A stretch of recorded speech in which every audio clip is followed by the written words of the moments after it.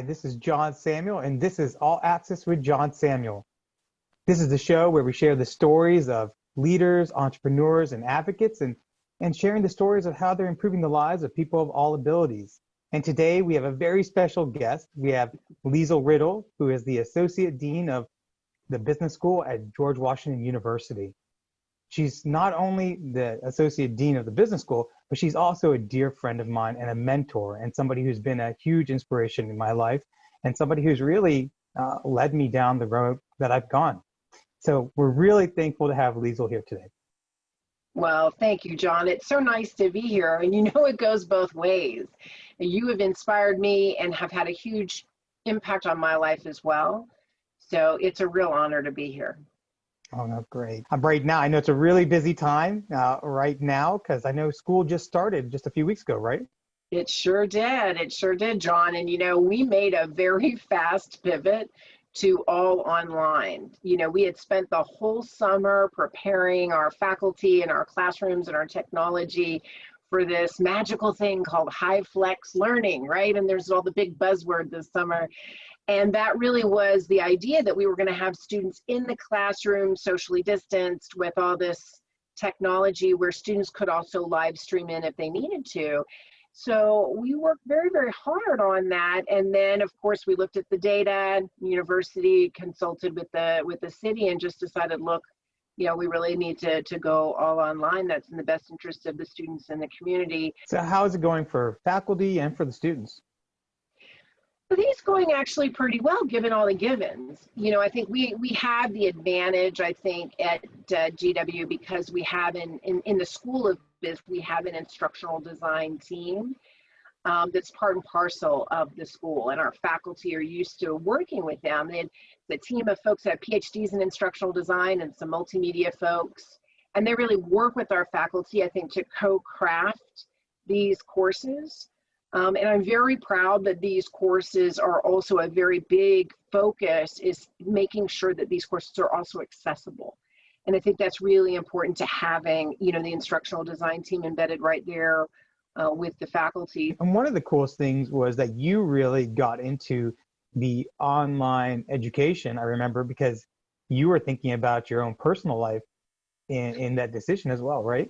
Could you explain? Yeah, no, that's right. I mean, GW School of Business was already kind of a leader in online education. When I was asked to kind of put together the first sort of general online MBA program that would match the curriculum that we had on campus and then some, I started doing all this research around, you know, what are some of the challenges in online learning? And I learned that one of the greatest challenges is it's hard to sustain attention over the same amount of time that you would be able to do so in an on-campus classroom.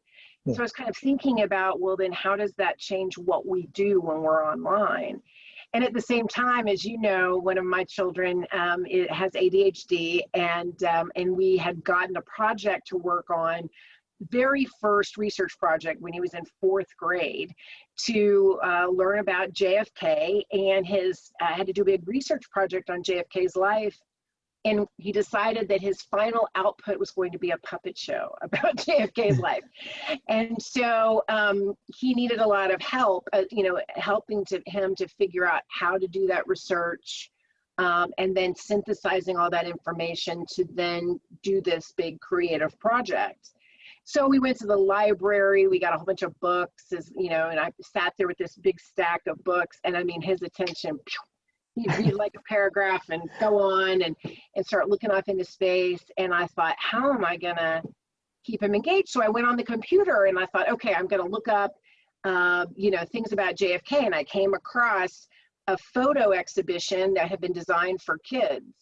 And so he looked at the photos and read the captions. And so that sustained his attention for a while. And then he was kind of like looking away, and the eyes start darting off as they do. So they're like, okay, well, let's find a speech of his. And so he watched this little video of a speech. And so at the end of the day, you know, I was exhausted, and I thought that he hadn't really learned anything. And I was very worried about what the outcome was going to be. And at dinner, my husband asked him, what did you learn about JFK today? And he just strung together all kinds of knowledge across different media that he had been exposed to that day. in the most intricate story I had ever heard him tell in his life. And that's when the light bulb went off, and I thought, well, wait a minute, you know, if this child could sustain attention by moving, you know, sort of the learning stimulus around the brain in different ways in short bullets of knowledge, maybe that could then transfer to just any type of student. Yeah. On technology, and hence sort of the idea of how we deliver those courses were born. And you and I had a lot of good conversations about that, and you had some great ideas too. No, that's awesome. You know, and you know, because I know that the online education and that attention span, right? That just sitting in front of that computer screen, because before I started using a screen reader, that my eyes, just things were just, it was just so difficult for me to just read content on the right. on the computer screen. But I used to find, you know, myself finding, you know, was it those little videos, me being able to consume content in different ways, and I could see the benefit, different types of learners, right? And so right now, you know, you're not only the associate dean, you're also a mother, as you mentioned. And so now you have your two boys are in online education, right? Yes. And so how's that going? And how are you juggling being an associate dean and having, what, 60 plus students, plus having your own two home students at home? How's that going, and how are you dealing with that? Well, it's a lot of juggling. It's not always great on both sides of the ball, really. You know, I feel like, you know, we're still kind of new at it, but you sort of end each day feeling like you're almost not enough on either side. My youngest child has special needs, and he's a special learner in a lot of different ways. He's not literate. And although it's amazing what he's a picture learner, so he memorizes, instead of being able to really read a word, he memorizes the way they look, and particularly cues in and memorizes context with a letter of a word and its position on the computer. So he does a lot of guessing, and then memorizes when it works right. So he likes to, you know, take control of his learning. He doesn't like it when I help him either. Yeah. So, and some of that, I mean, most of that, almost everything about that is great, except for the fact that when he's trying and doing all these experiments when I'm not around, then all sorts of technology doesn't work, and I don't know what he's been doing to try to fix the problem. And that's true of any child. But I think that's just one of the many things. We all have kids that are trying to be independent with their technology. They want to be independent for their schoolwork. Yeah. But sometimes the technology eludes not just the kids, but the parents too. Yeah. No, definitely. So, I mean, like, I'm really interested in how he's adapting to this online education and having a teacher that's remote, and how is he dealing with that? And then how are you dealing with it, kind of being a professional and also trying to kind of make sure that the technology is not going down or anything else? So, well, like anything else, I think there's sort of good and bad with this. I mean, I think for him, some of the benefits of online learning is that he also has significant social anxiety. And so, you know, he has a lot of fear of new people, new situations, and too much sensory activity kind of shuts him down and raises the anxiety. Yeah. So one of the things that's interesting about online learning is that when he's in a small group online or one-on-one online, it's actually ideal, because it takes away a lot of the stimuli that distracts him or intimidates him or overwhelms him, right? And so he can really truly focus. Now, it takes him a while to warm up, but for example, you know, he had a summer school teacher this year that he had never met before, and I thought, oh, this is not going to go well at all. It's online. He's never met this person. And honestly, it really didn't take that long to establish that one-on-one rapport. However, you know, in the regular school year, he starts off the day embedded in the typical classroom, in the online classroom. So there's around almost 30 kids in 5th grade, all online with one another. and it's overwhelming for me to sit in it, right? All the kids are talking at once. We had one kid the other day that put on a blue mask and devil mask and wouldn't take it off, and the teacher's fussing at him and he wouldn't take it off, and she can't take it off him, and he just sort of sat there on camera, and all the kids are asking, where do I do this and where do I do that? Yeah. And he's interested in it, but he's mute, right? He's just not going to give you anything. He's just going to watch it all. And he becomes more of an observer of his education rather than a participant. So I'm very grateful that they put him in a very small group. He's just in a small group of 3-on-1 for a good third to half of his day. And that's where you can tell the real exchange and the real learning happens. As we kind of move forward, do you think there's going to be more of a hybrid type of learning? You think that may benefit him, or do you think a more traditional way, when we don't have to be online, will be the right way to go? I think that there will be more, for him in particular, he needs to be embedded. All kids, I think, need to be embedded with one another, right? And so I think even though it causes him anxiety to some degree, he's fortunate in that it's manageable anxiety. He's still functional.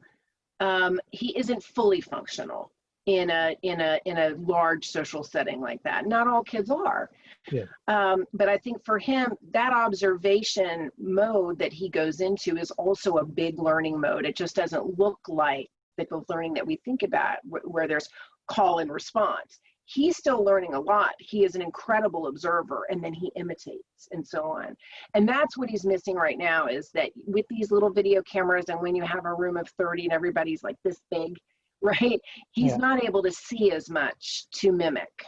Yeah. And so I think he misses out a huge bit on that. So I think he always is going to need, and the other kids need to be embedded with him as well. Like, they all have a lot to learn from one another. That being said, I do imagine that a lot more of his small group activity, when he's pulled out from class already, probably could and probably should look more like some of the things that he's doing on the computer now. He uses voice to text technology, as you do, right? Yes. So he's doing a lot with that. That's very, very beneficial for him, and the huge leap that he can make in creating sentences doing that, versus having to motor plan the writing and the creation, has gone a big way. But it's still hard. I mean, let's just be honest. I mean, when you can't read, knowing with all the different links that they send out, and it's in your email, and it's here and it's there, and you got to go to look at Google Classroom, and you got to go to Blackboard Collaborate, all these different places where he has to decode information. It's very, very difficult without assistance. And so that's, we even turned his schedule. So, they sent out the schedule of what he's supposed to do each period. So I turned it into a picture. So I sat with him and we went through, okay, this is supposed to be math class. Let's go to Google and look at all the images, and let's come up with the word math. What's the image that says math to you? And he would pick that. Cool. And so he helped me kind of co-craft his pictorial schedule, but he still can't tell time yet. So we're trying to work with a digital clock and, look at the picture, look at the digital clock, and coordinate that with the clock. Like, that's a lot to expect from him. And so it's bumpy. You talked about the importance of being embedded with the other students. And this kind of goes back to how, you and I really, I think, bonded in a different level. And that really was about how when I was coming to the George Washington University, and I was looking for a note card to see where I was supposed to go sit, and you had no idea that I couldn't see where I was supposed to go sit, and you helped me, but you could empathize with what I was going through, and you really helped me open up about my vision loss with my classmates, so that I could really embed myself into the class. And and for that, I can never thank you enough, because that really changed my life. It It allowed me to be my authentic self. It allowed me to meet my wife, Nicole. And it's given me confidence to where I am today. But, I mean, I guess we've never talked about this, but have you dealt with other students in the grad school program with disabilities that you've had to, coach, mentor, or even just change the way that you taught your class to kind of accommodate? Yes, and I think that it's been really, I think, one of the most interesting and engaging things to do as an educator is to start to think about all these things that we sort of take for granted about what education should look like.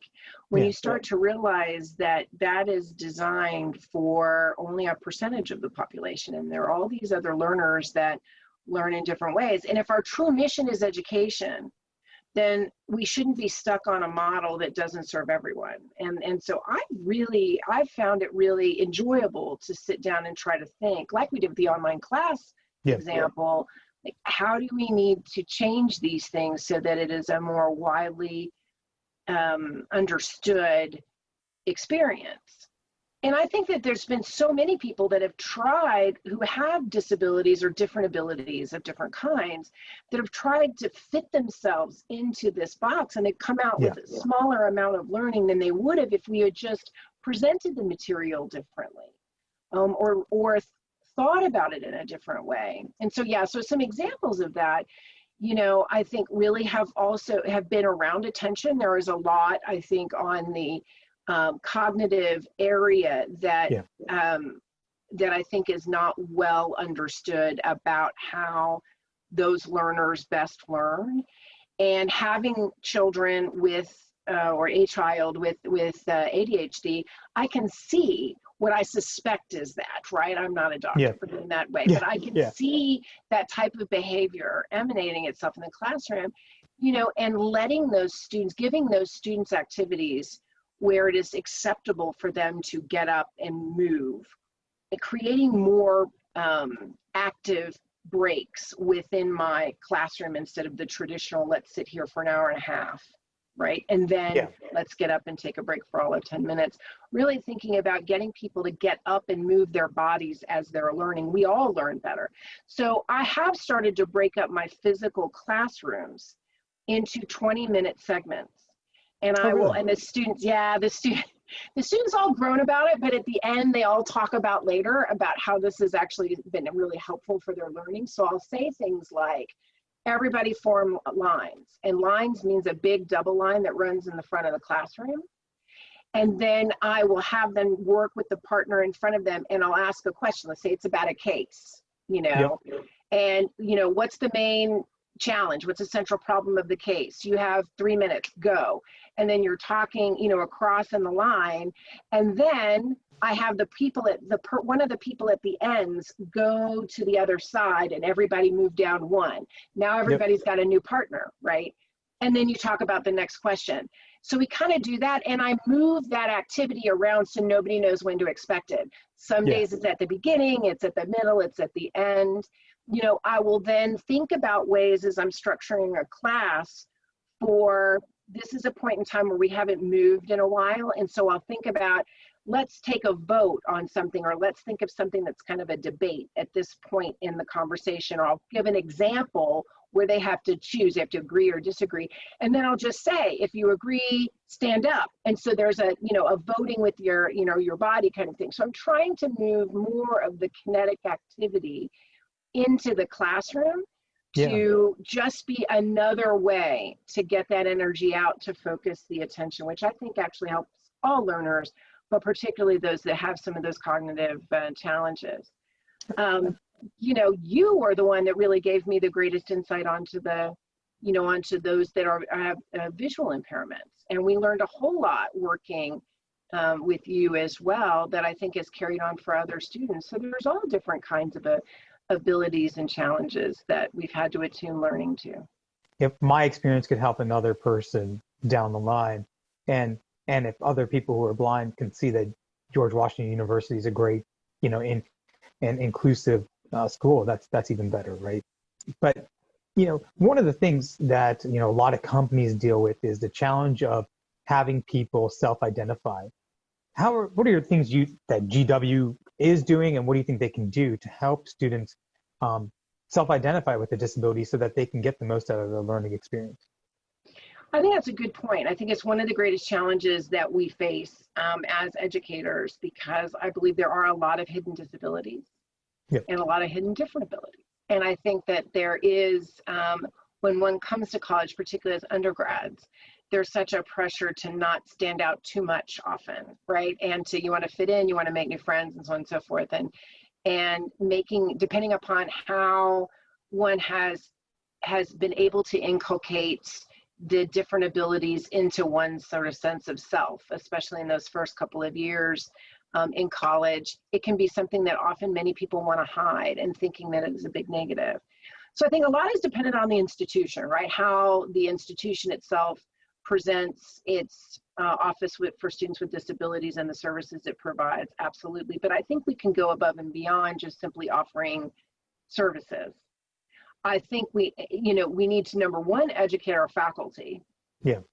But I think number two, we really need to showcase how people with different abilities can contribute. And in a business school, there's no greater way to do that than to talk about how people with different abilities and challenges add value to the workplace. Yeah. We're doing a lot to try to do various different student engagement events where we feature companies that, recruit neurodiversity or look to amend their workplaces so that they are more accessible for those with visual and hearing impairments, for example, who then can add value, and really showing the great innovation that comes from these employees being among everyone else.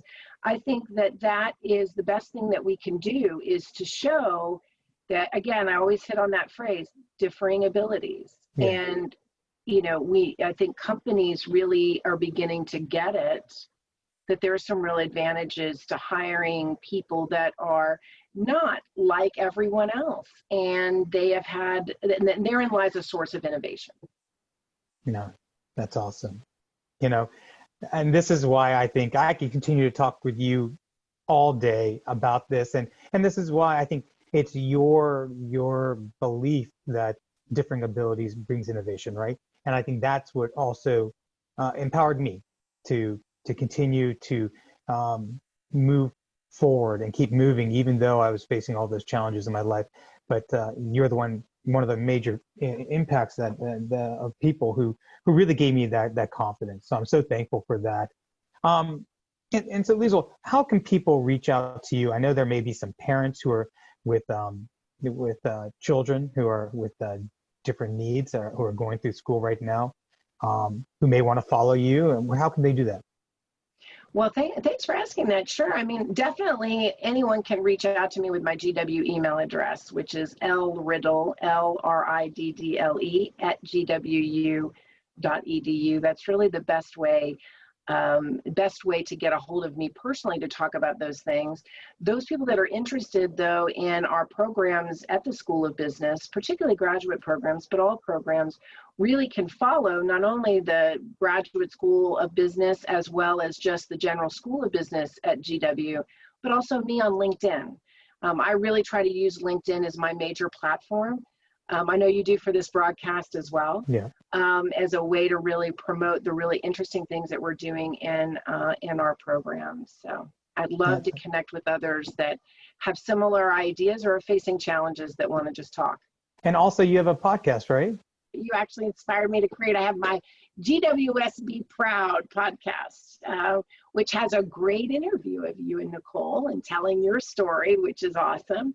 But also I interview on that podcast, as you know, all kinds of alumni, faculty, staff, and students at GW School of Business about why they are proud to be part of our GW community, our GW family. And you're a mentor, you're a friend, and someone I truly love. So thank you so much for being here. Well, thank you for having me. And I feel the same. Thanks so much.